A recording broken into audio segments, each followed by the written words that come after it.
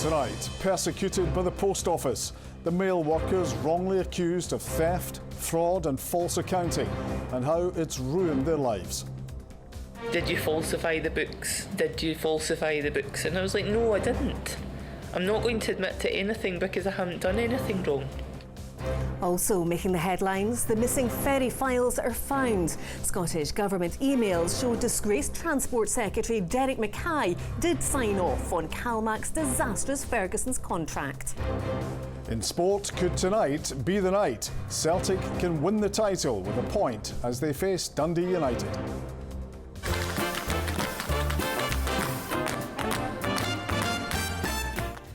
And one ship which is setting sail. Cole Porter's classic musical Anything Goes steams into Edinburgh.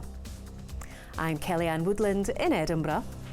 And I'm John Mackay in Glasgow. This is the STV News at 6.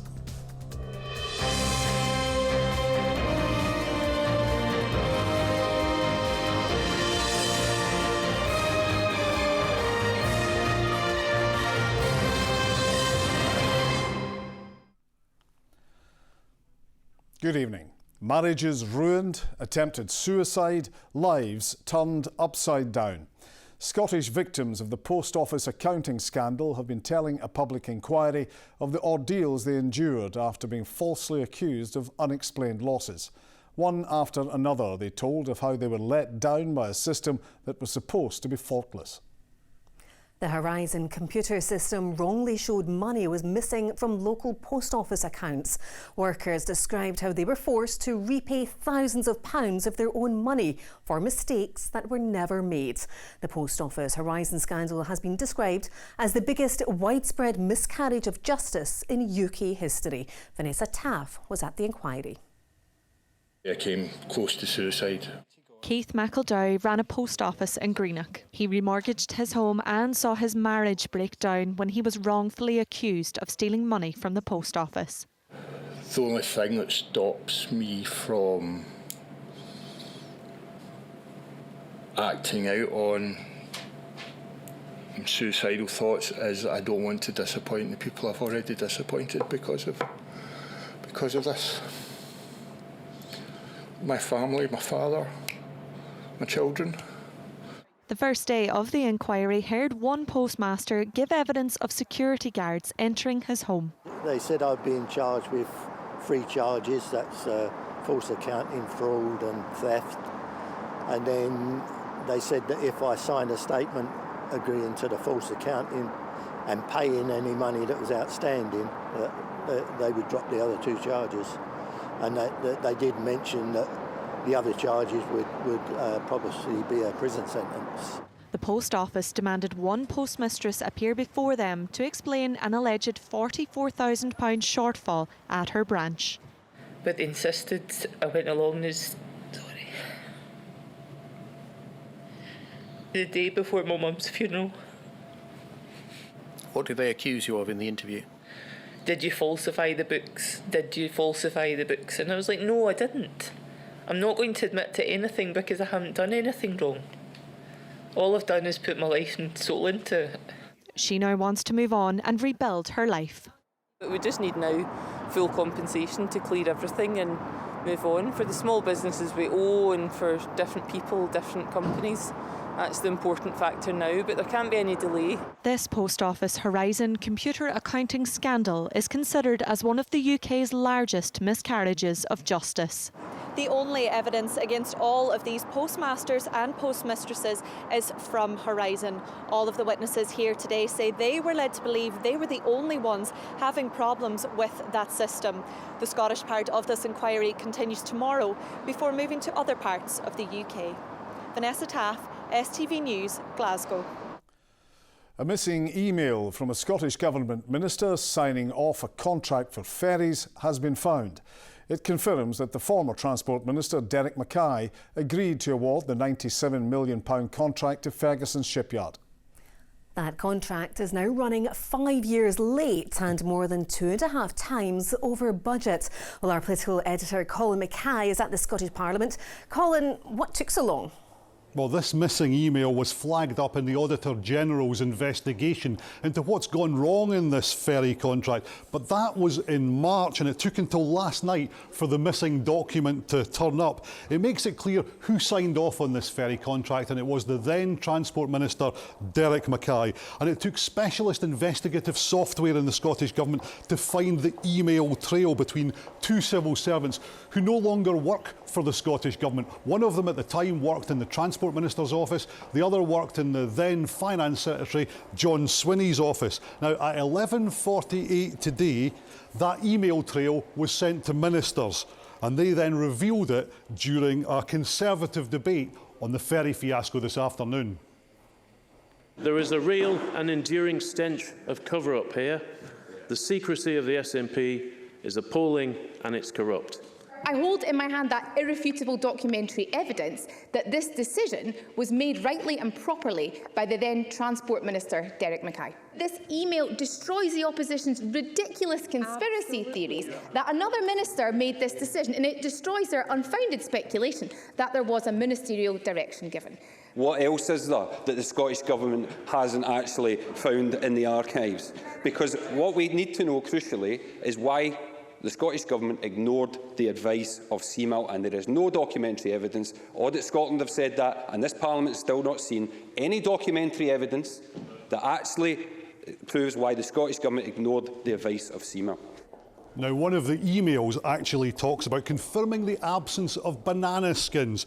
But this whole fiasco has been strewn with banana skins from start to nowhere near finish. So this clears up who actually signed off on the contract, but it doesn't explain the overruns and the delays that we've seen so far. The chairman of the last committee in the last Parliament to investigate this, the Tory MSP Edward Mountain, branded it today the biggest scandal of the SNP government. Well, it's now being investigated by the Public Audit Committee here in the Scottish Parliament, and they will take evidence from Derek Mackay. They will now take evidence from John Swinney and the First Minister.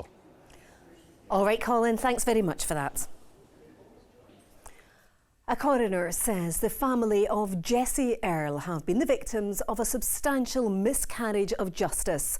Police failed to treat the case as a murder inquiry, meaning evidence which could have linked Scottish serial killer Peter Tobin to the death was destroyed. It's 42 years since she disappeared from her home in Eastbourne on the south coast of England. From there, our senior reporter Gordon Cree has the latest.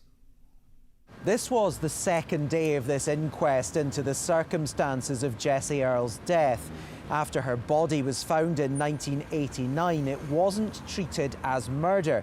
Today, the lawyer representing her family said the last 30 years of their lives have been consumed with trying to put that right. They've been unhappy with what they see as a lack of support from Sussex Police in providing information and documents relating to the original inquiry. Now, we've already heard that the failure to regard it officially as a murder case meant potentially vital evidence, like a knotted bra found with Jessie's body, was not retained, meaning there was no opportunity to later test it for DNA. And that would have been the best opportunity to definitively link this case with Peter Tobin, who was living in the area at the time Jessie went missing. The family say there is only one conclusion this inquest can reach, and that is unlawful killing. The coroner indicated that he agreed with that and said the family had been victims of a substantial miscarriage of justice. He'll deliver his ruling here in the morning. Gordon Cree, STV News, Eastbourne. They did nothing wrong. That was the declaration of the solicitor representing a number of the police officers involved in the Sheku Bio inquiry. Gordon Jackson QC said racism did not play a factor in the actions of the three constables he represents. The 31-year-old father of two died after being restrained by police in Kirkcaldy after reports that he was carrying a knife. The family's solicitor says they want to discover the whole truth behind what happened. Ivana Holland reports. Day two of this inquiry consisted of 11 solicitors providing their opening statements for the police officers involved and the family who lost a much-loved son and father 7 years ago. For the family of Sheku Bio, they say they want the whole truth and for the difficult questions to be asked. The family need to ensure the issue of race is central, always posing the question, would this have happened if Sheku Bayo was white? That the role Sheku Bayo's race or perceived race played in his detention and death is scrutinised. That the actions of Police Scotland, PERC, the Police Federation and Crown Office are scrutinised. Brian McConaughey QC said the events of that day had also significantly affected his client, a police officer who he says was subjected to unjustified vilification on social media and in the press. Retired PCs Alan Payton and Nicole Short were both diagnosed with post-traumatic stress following the incident. And the officers were entitled to use the force they did in the circumstances. It was, I repeat, proportionate and reasonable. But the final position is that, tragic as the outcome was, the officers themselves did nothing wrong. The inquiry should establish whether or not that's the case, but Police Scotland say whatever the outcome, lessons will be learned. He is determined that under his command and leadership, the Police Service of Scotland will become an actively anti-racist service. The inquiry will resume in Edinburgh tomorrow. Ivana Holland, STV News. Other stories across Scotland, and detectives say conversations in a hotel pub in the days leading up to the shooting of the Nairn banker Alistair Wilson could be significant in solving the case. The father of two had objected to a large decking area outside the Havelock Hotel opposite his house shortly before his killing in 2004. Detectives now believe this was discussed by people in the hotel. The jury in the embezzlement trial of former MP Natalie McGarry has heard closing speeches from the prosecution and defence. Ms McGarry denies stealing more than £25,000 from two organisations campaigning for independence between 2013 and 2015. The jury is expected to be sent out to consider its verdict tomorrow. The Duke and Duchess of Cambridge have visited a school in Port Glasgow. The royal couple joined pupils at St John's Primary in a session promoting empathy in young children by bringing babies into the school. Scotland is facing some of the worst problems of food and energy poverty, according to a report from the National Institute of Economic and Social Research. It's recommending emergency support from the UK government. But giving evidence to MSPs, the UK's Energy Minister said fuel poverty is devolved to the Scottish Parliament and rolled out a windfall tax on energy companies to support those struggling to pay their bills. Here's Alison McCallum. Boiling a kettle is about the cheapest appliance in your home. A full kettle costs about 4p to boil. That's much cheaper than putting on your heating for an hour or having an electric shower. People make decisions about where their energy goes, which means that they forfeit hot water, they stop cooking, or sometimes even self-disconnect completely. So people with prepayment meters are no longer able to afford the cash to pay for their energy, and so their energy is disconnected in the home, which means they have no heating and no ability to cook hot food, to clean themselves, to wash and to dry clothes. New research suggests 1.5 million households across the UK will struggle to pay for food and energy bills this year, with the biggest problems in London and Scotland. What are you considering may need to be done in the autumn if we're going to continue to see people spiralling into fuel poverty, spiralling into debt? Oh, well, thank you, Mr. Ruskell. And first thing, I'll just stress that fuel poverty is devolved. And the UK Energy Minister attacked the Scottish Government's opposition to nuclear power. It would be really helpful if the Scottish Government were to drop its ideological opposition to nuclear, because nuclear has got a fantastic track record in Scotland. It's a pity, I think, to see Scotland not participating, thanks to the Scottish Government's approach to nuclear, in our nuclear renaissance. He warned that a windfall tax on North Sea oil and gas could cost investment and jobs. But the Scottish Energy Secretary, Michael Matheson, says the future is in offshore wind and green hydrogen production. Nuclear generation isn't necessary for Scotland's future energy mix because of the very strong and wide-ranging renewable energy resources that we already have. There are many countries actually now moving out of nuclear for the very reason Scotland is not supportive of it. One, it's very costly, and secondly, it also has very significant environmental consequences for many decades and potentially hundreds of years to come. Not much agreement between the Scottish and UK governments on energy production or on how to help people struggling with energy costs. Alison McCallum, STV News. Poor health, discrimination and limited employment opportunities, just some of the challenges faced by adults with learning disabilities in Scotland today, according to a leading research body. It says the experiences of disabled people are continually excluded, as Laura Alderman reports. Living with Down syndrome, Cher says she's dealt with bullies and discrimination all her life.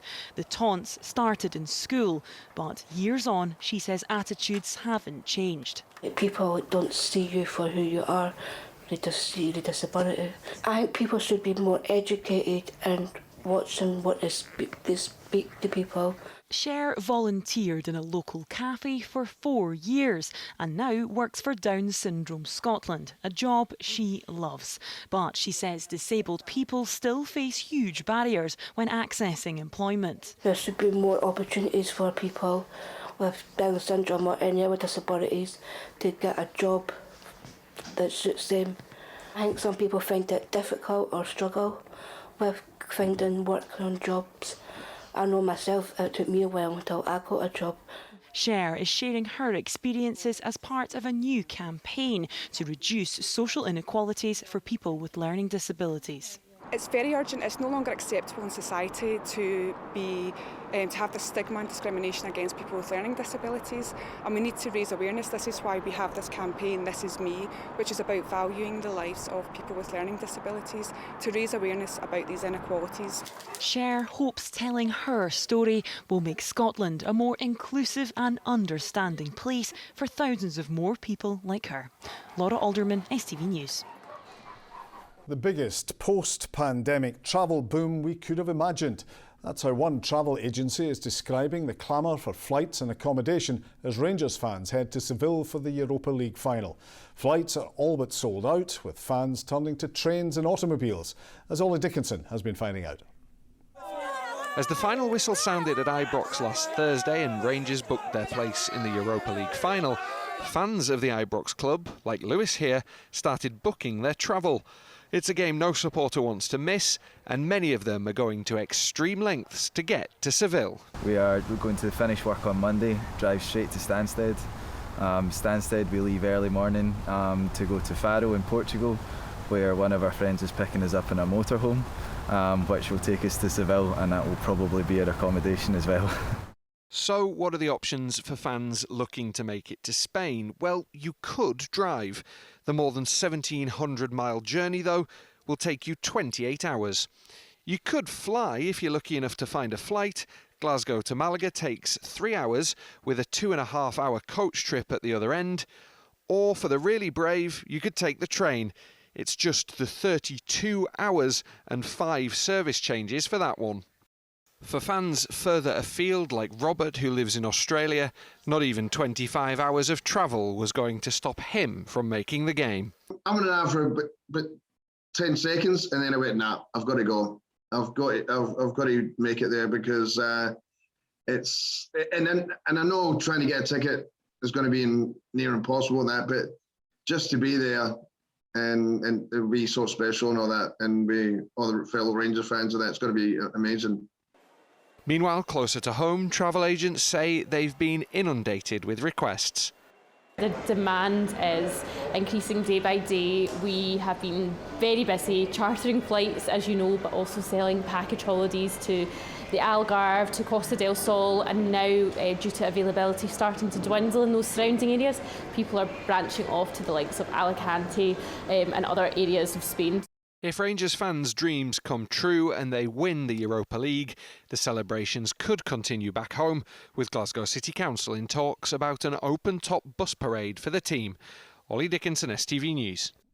And possible celebrations for Celtic fans tonight. Yes, indeed, John. Big night in the Scottish Premiership, and if the right results go the way of Celtic, they could have a title party on their hands.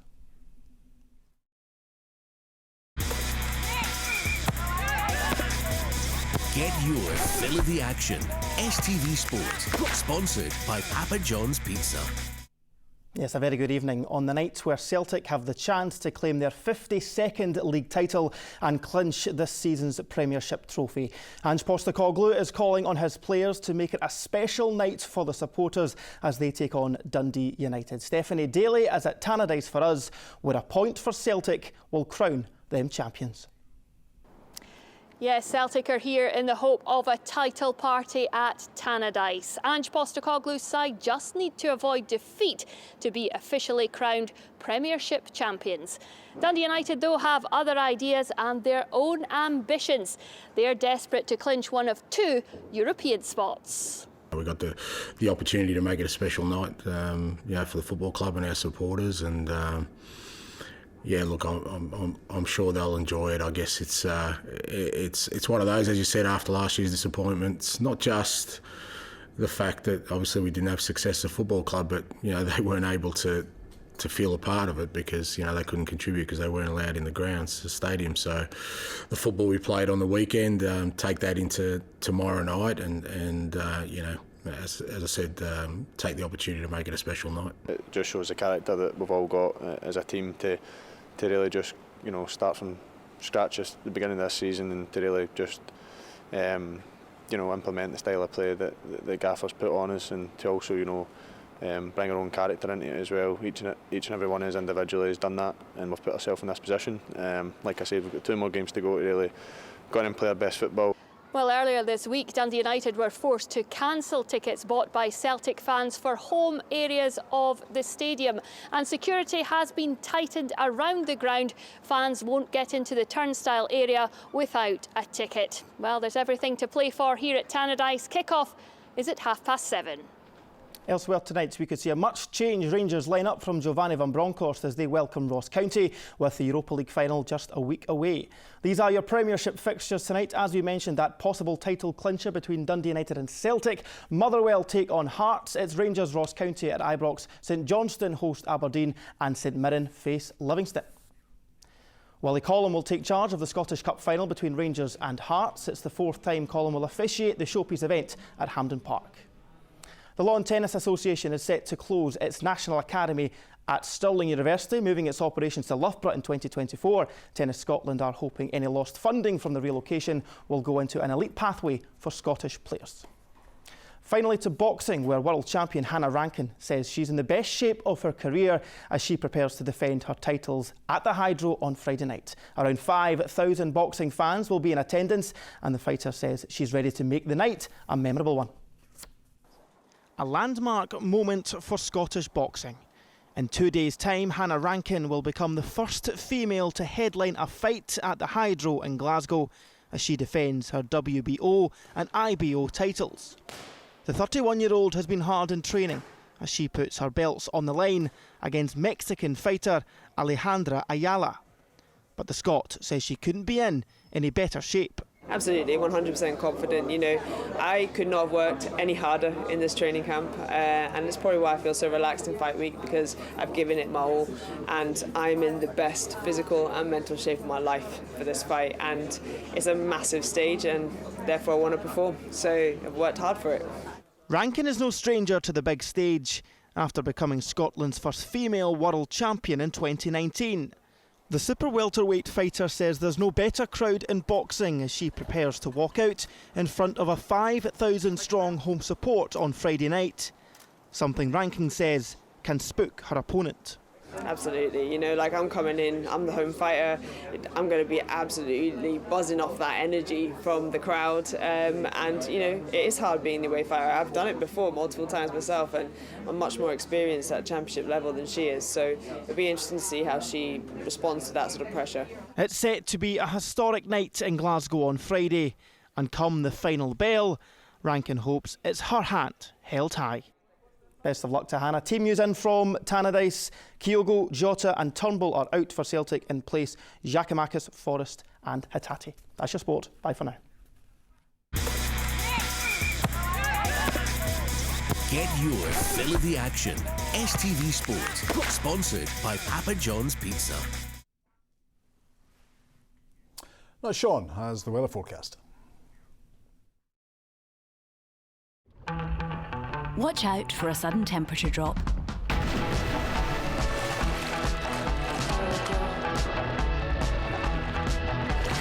TUI Blue Hotels sponsor STV Weather.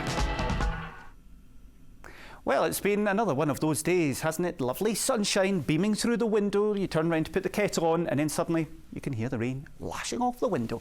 Yeah, sunshine and heavy showers today, some thunder as well, but the showers thankfully easing as we head into the evening. Then it becomes largely dry for many of us. A bit of a chill in the air. Temperatures bigger tonight, down to about 4 or 5 degrees Celsius, so quite chilly, especially further south. Now, tomorrow morning we start off dry, plenty of sunshine for many of us, especially across Lanarkshire, Falkirk, Clackmannanshire, the borders, Dumfries and Galloway, but across northwestern parts clouding over, outbreaks of rain coming in, a particularly wet day across the Highlands and Argyll, and we'll see that rain moving into Ayrshire and Glasgow later on in the afternoon, pushing further east into the evening. That does mean the top temperatures tomorrow further east, Falkirk up to about 14 or 15 degrees, nudging into the high 50s in Fahrenheit. Now, we need to get Friday out the way first of all before we get to that much better weather for the weekend. Still lots of showers across western areas, and again some of those will be on the heavy side. Now, I've picked out two of what I think will be the top spots as we head into the weekend. Look at this in Glasgow. I'm going for 21 degrees on Sunday. Time to get the coals in for the barbecue, get the picnic sets dusted off. Also, given the wind direction, generally a south to southeasterly, I expect Fort William will do particularly well. Saturday 15 degrees, but then we're up to about 20 degrees on Sunday. I'll see you later. Bye-bye. TUI Blue Hotels sponsor STV Weather.